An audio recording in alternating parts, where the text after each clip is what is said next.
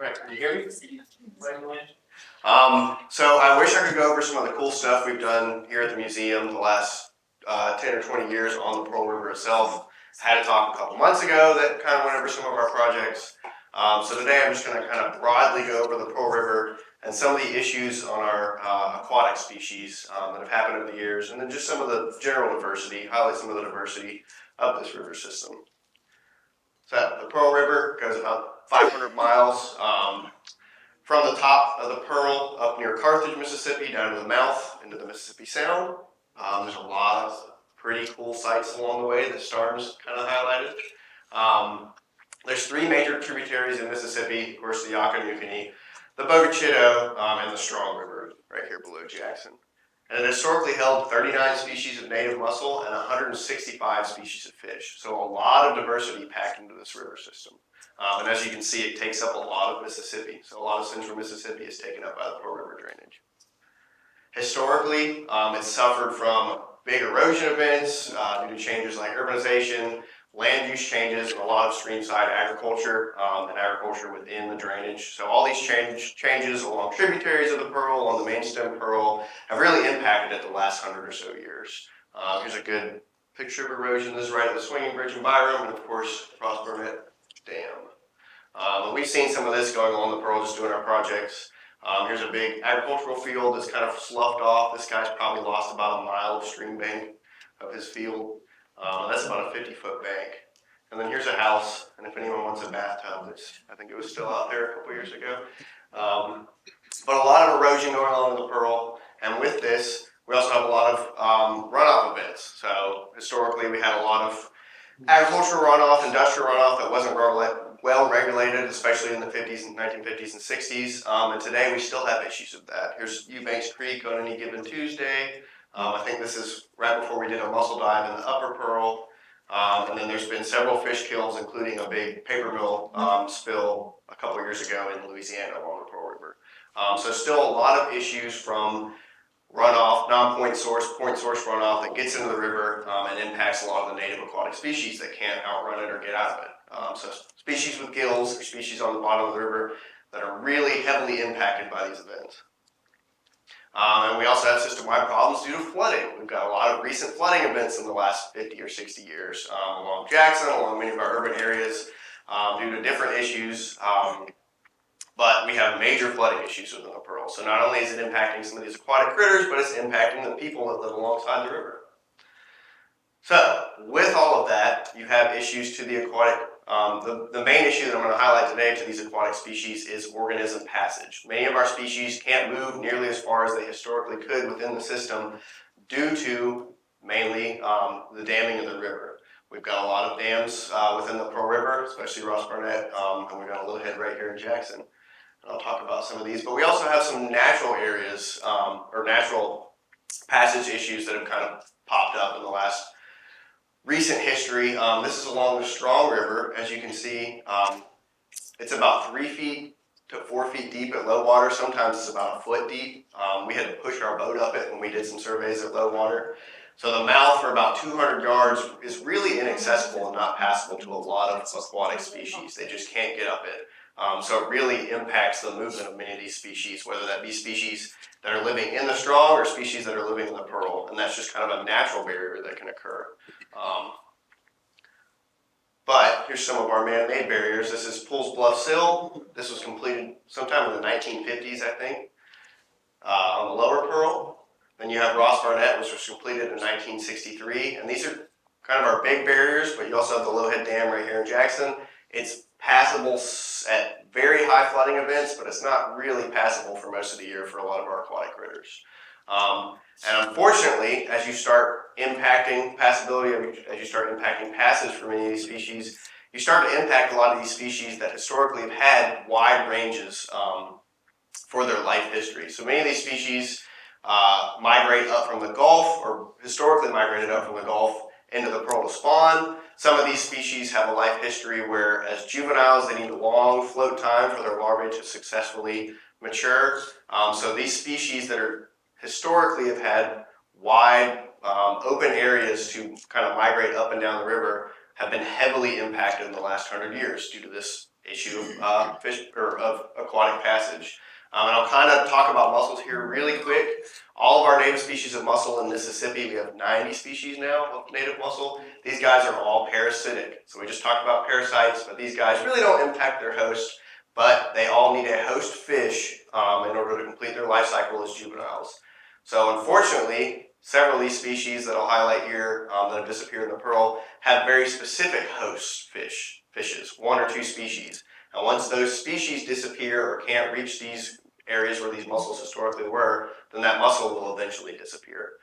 So not only are the fish impacted, but many of our other aquatics, like mussels, are heavily impacted by passage issues. So the pearl darter, some of you have heard about it. A lot of you probably don't even know this guy exists, but this is a little 2-inch fish. It's related to a perch. It's in the perch family. These guys are federally threatened. They historically were found in the entire Pascagoula River and throughout the Pearl River drainage, but now they have disappeared. The last population was found in 1973 on the Strong River, and after that they were never seen again in the Pearl. So this guy's gone from the Pearl. They're still in the Pascagoula River, but they are no longer in the Pearl River. We believe the pearl darter actually disappeared due to a lot of issues with agricultural runoff in the Strong, as well as some erosion issues in the Pearl in the 60s and 70s. The southern walleye. This is a species that is going to be newly described. We still have a population in the Tombigbee River system in Mississippi. But these guys used to be in the Pearl River. You used to be able to catch walleye right out of the Pearl River, right out of Ross Barnett, or below where Ross Barnett is now. And in Madison County in 1935, there's a quote from Fanny Cook's 1950 book. A fisherman caught about a dozen in one haul of his seine, some weighing 8 to 10 pounds. So these guys used to make large spawning runs up and down the Strong River, up in the Pearl River, and you could come across just a bunch of these guys historically. And of course, the last record was in 1964 below Ross Barnett Dam, and they disappeared since. Here's the connection to the host fish. This is the black sandshell. This is a state endangered mussel. We believe that this guy's main host in the Pearl River, at least, was southern walleye. It historically occurred within the Strong River in the Pearl River drainage, but in 1992 was the last time this guy was documented in the Pearl River. So it disappeared about 40 years after the walleye disappeared, which is about the lifespan of the species. So once that walleye disappeared, you had mussels that could no longer reproduce, and eventually all of them disappeared from the river. Alabama shad. This is a migratory species. It comes up from the Gulf to spawn. The adults live out in the ocean, and they migrated up the Pearl historically in the Pearl and the Bogue-Chitto River. There was a major decline documented within the species in 1965. I think in 1964, during a survey, they documented 200 adults moving through the river. And then after that, there were no individuals documented from 1974 to 2008. And then in 2008, there was 1 individual documented in the entire river. And after that, we've not documented any individuals. So that species has pretty much disappeared from the Pearl. The southern hickory nut was historically widespread in the Pearl. Unfortunately, the last record was in 1982 by Paul Hartfield below Ross Barnett Dam. Inflated heel splitter. Same thing was found within the Pearl River. The last record was in 1996 in the Pearl River in Louisiana. And then Gulf sturgeon. Everybody knows about Gulf sturgeon. Dr. Mike is going to give a really good presentation on this guy in a minute, so I'm not going to go into too much detail. But historically, you could catch 7+ foot Gulf sturgeon throughout the Pearl River drainage, including this one, which was caught at the headwaters of the Strong River, way up the Strong River. And this guy was caught way in the headwaters, I think below Carthage in the Pearl River. So these guys have pretty much disappeared from the main stem Pearl. You still have individuals that make runs every now and then, but nothing like there was historically. So a few individuals have been documented above Pools Bluff Sill since about the 1950s. So a really quick timeline again: West Pearl Navigation Channel in the 1950s, which created Pools Bluff. Ross Barnett in 1963. Then in 1964-65, you have that 200+ Alabama shad documented. The last walleye was collected. 1965-66, you only had 2 Alabama shad documented. So right after Ross Barnett, you have stuff starting to disappear. 1972, the last pearl darter was collected. Then you have the Clean Water Act and the Endangered Species Act, so good things. Unfortunately, I think it was too little too late for some of these species, but you started having less runoff from some of these point source pollution areas. So that's a good thing. The system hopefully will started recovering after that. Last Southern Hickory Nut, 1992, last Black Sand Shell, 1996, the last Inflated Hill Splitter. And in 2023, and Matt Wagner's talk is going to highlight this, but we started releasing pearl darters. That's a good thing, good green. So, uncertain future. Unfortunately, whether you're for or against the flood control project, whatever happens, any sort of large project like that in this area is going to have some negative impacts. We can't predict what species it's going to impact, what, the size of the impacts, if it's going to impact the whole system, but we know it's going to have impacts on our native species. So there's still a lot to be documented. There's still a lot more to understand what it would impact, but it will have some negative repercussions, just like everything else has had. So, is this still worth protecting? Are we still worried about the pearl? Is there anything left to do? Yes, we, along with the U.S. Fish and Wildlife Service and a lot of other conservation partners, have spent the last several decades documenting, monitoring, protecting, and restoring many of our native species along the Pearl River and right here in Jackson.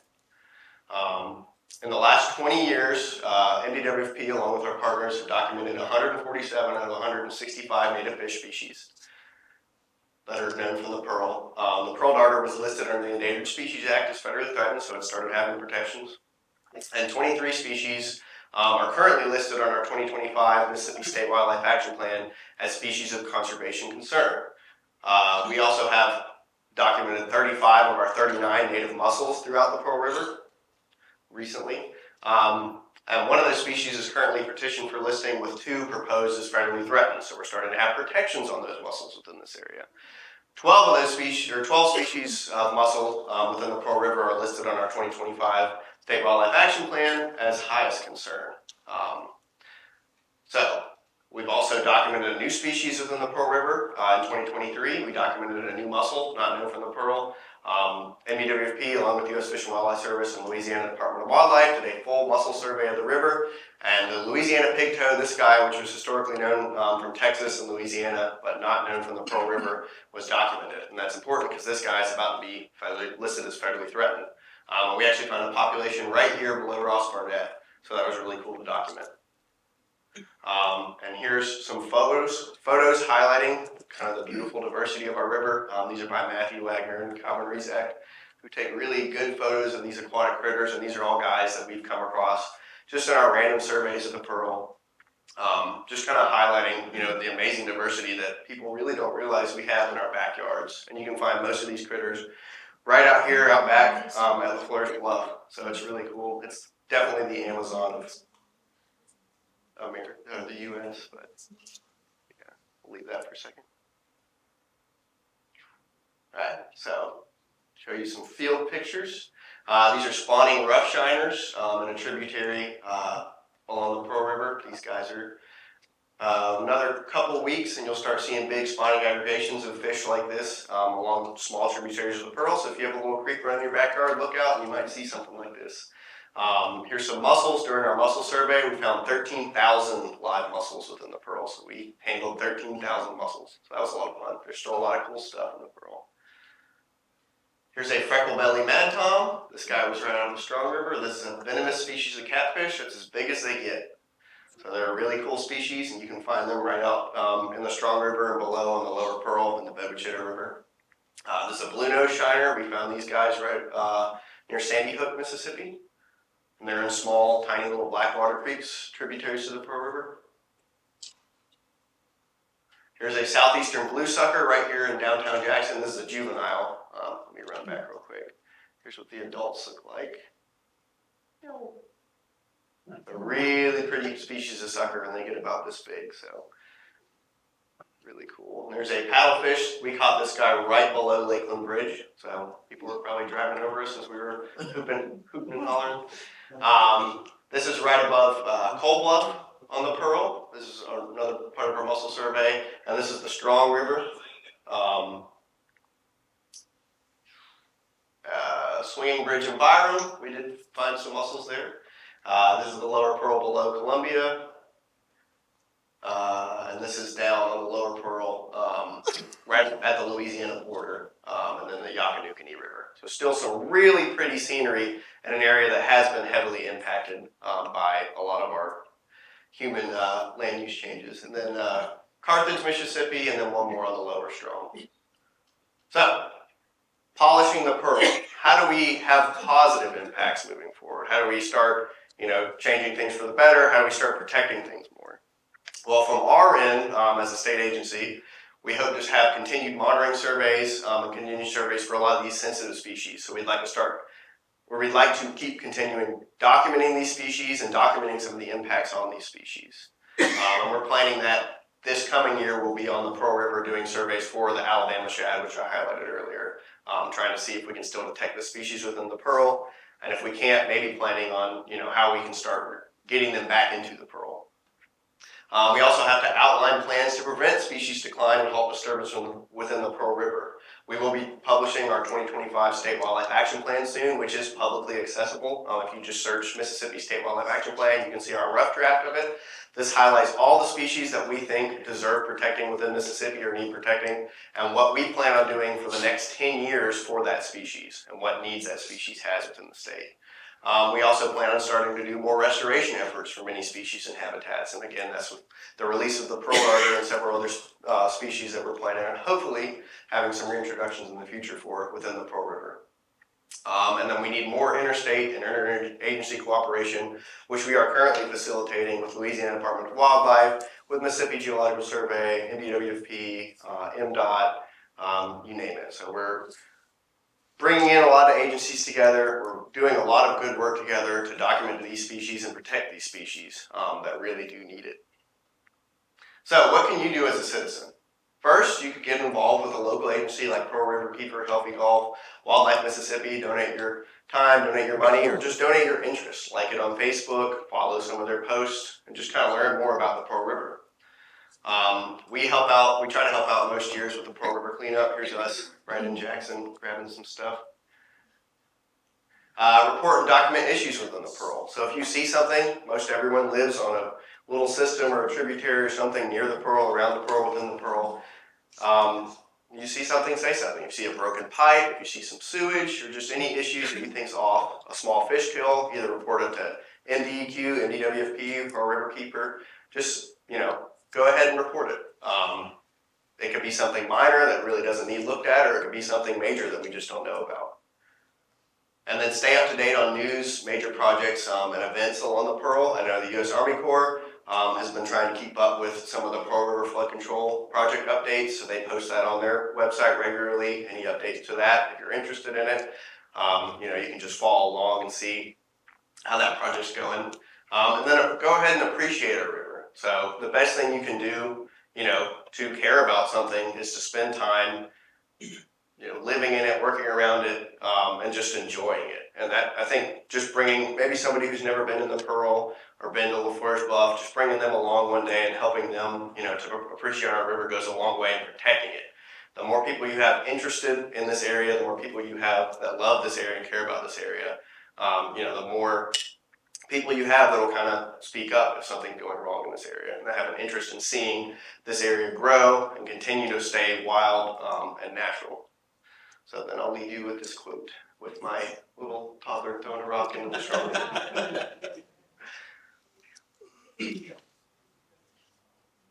Well, why is there a difference between the federal list of endangered species and the state list?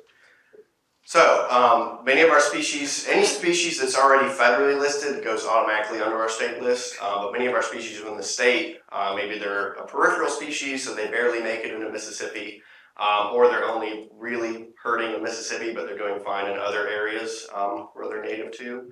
Those go on, our state endangered list, but they might not be a federal conservation concern. So some of our native mussels, like the mussels that have disappeared out of the Pearl, might be ubiquitous elsewhere, but that's the only place they were found in Mississippi, and now since they're either gone or, About how many major flooding events are you aware of before the construction of the Girls Barnett? I'm not sure. I would assume there was a normal amount of flooding, but because you had a lot more wetland areas, and like Starnes talked about why this area of the Pearl is still so natural. It's because it's hard to build on. But before, you had a lot more wetlands, you had a lot more oxbows, and a lot more capacity to protect from the flooding.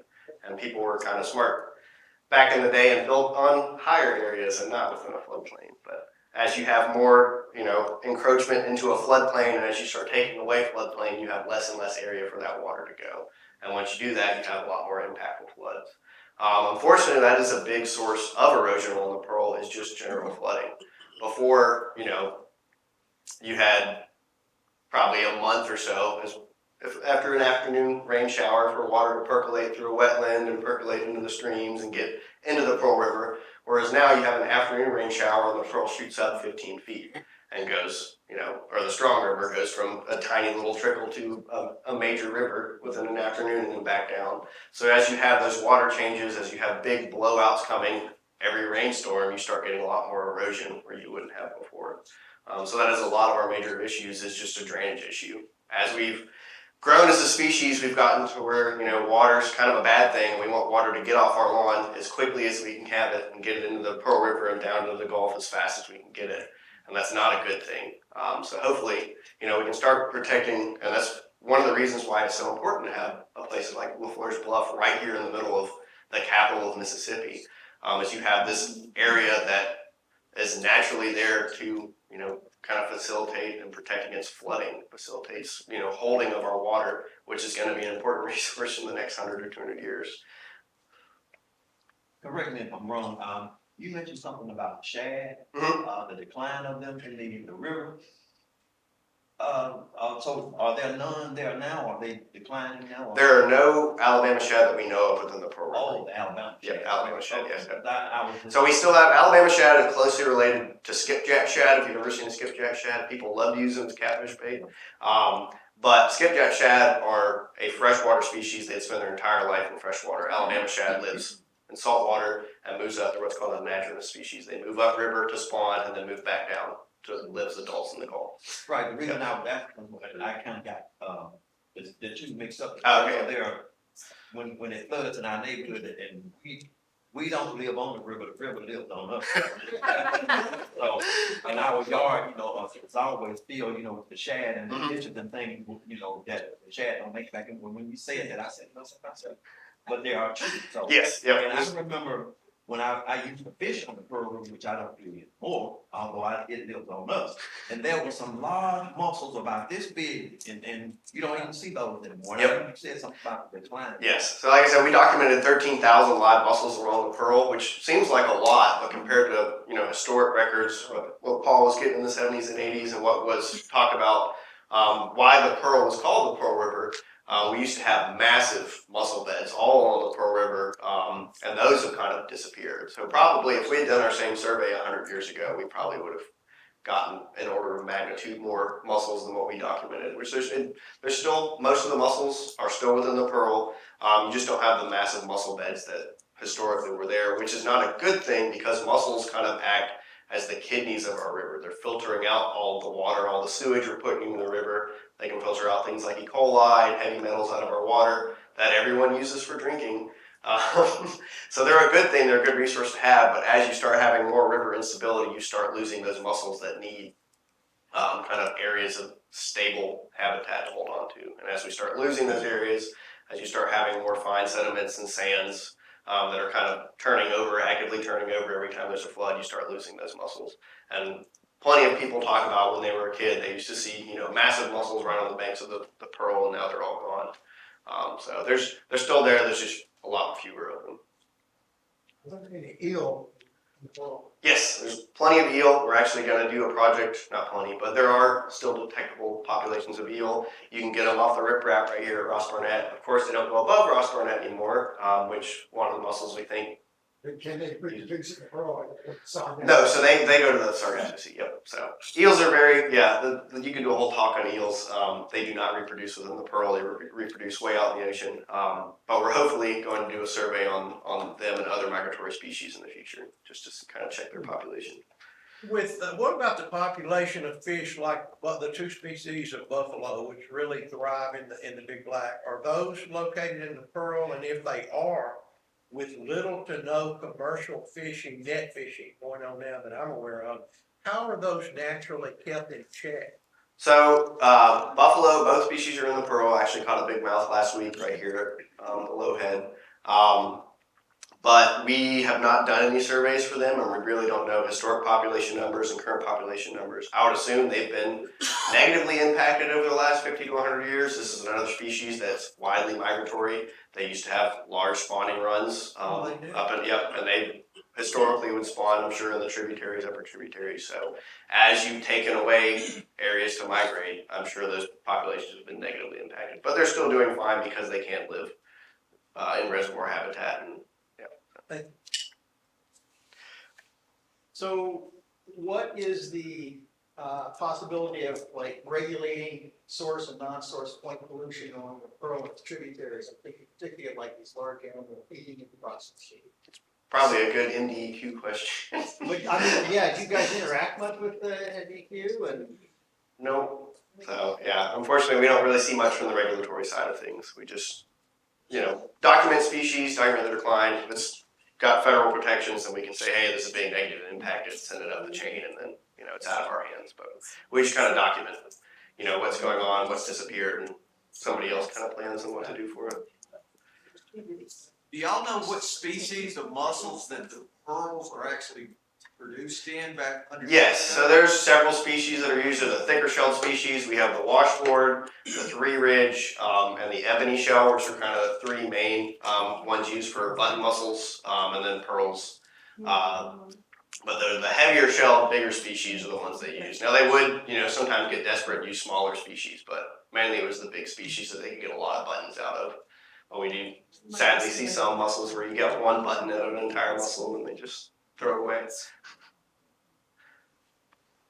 Are there plans to reintroduce other species in the lake, or is it just the garter? There's talks in the work for some other species, but right now it's just the darter that we have an active plan for. What is that dam that's right by the Forest Club, like in the park when you're walking? Is that a dam? On the Pearl River? Yeah, or- on the Pearl. On the Pearl, that's the Lowhead Dam in Jackson. That's to hold water back for the secondary water plant here for Oh, Jackson. for the water plant. Yep. Okay, when was that put in? I think around the same time as the 1950s, 1960s. But it is passable just at very limited times of the year. So. You say the Asian carp, Asian carp, there have been a couple documented right here on the Pearl, but they're not nearly as prevalent as what they are on the Mississippi River. You, Robbie?